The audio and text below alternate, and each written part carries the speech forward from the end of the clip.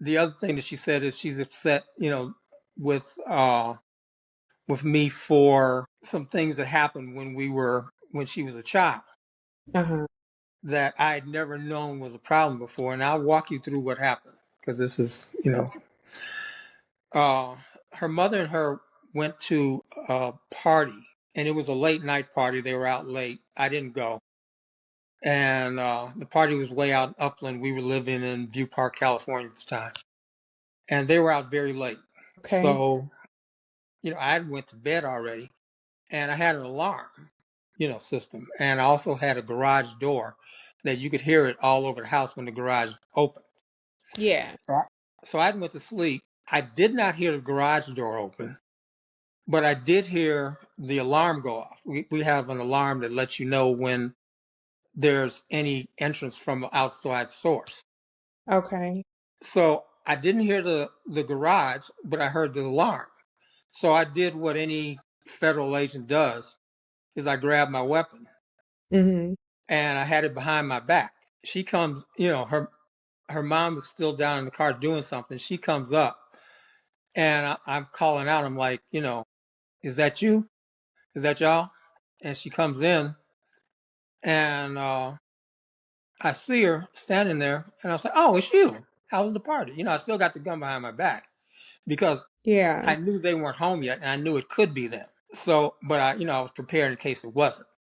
And Right. so I said, how was the party? She said, the party's fine. I'm like, okay. So I just dropped the gun down to facing the floor, turned around and went back to the bedroom. Okay. Never heard about that story again until came time for divorce. And when it came time for divorce, it was like, because there was a custody thing going on. And it was like, yes, he pulled a gun on my daughter. Mm-hmm. And, the judge asked my story. He listened. He said, oh, I would have did exactly the same thing. So it was like, did you file a police report? No. Was there any talk about it? No.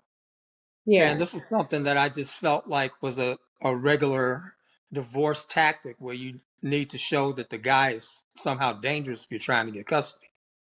So, that was ended, and I never thought about that again until, Okay. her mom said, yeah, it was about the gun. I'm like, what? The gun? And they said, yeah, they blamed her condition. Some therapist said that her condition may have started when I pulled a gun on her, which I Mm. never did. I never pointed the gun at her. Right. Right.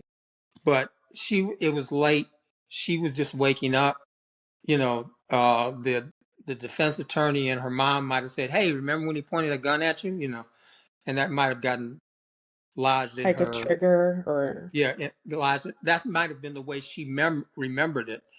okay. From so we were supposed to go to counseling to talk about it, and both times we were supposed to go, it didn't happen, and then she ended up canceling, our therapy sessions. And as it stands now, I don't hear from her. Mm-hmm. My son was recently ill, and I told her mom, and she did reach out to him because she had him blocked too, because he was telling her, like, hey, you need to call dad. Y'all need to squash this. Right. And Right. it's very difficult because I know that it's not anything I did. I know it's based on mental illness. Okay. But I Okay. do know that there's a culture of therapists out there that are encouraging You're children to breaking cut off up. their parent. It's like the thing to do. Like if anybody bothers you, if anybody disturbs your peace, whether it's your father, your mother, your or whoever, cut them off.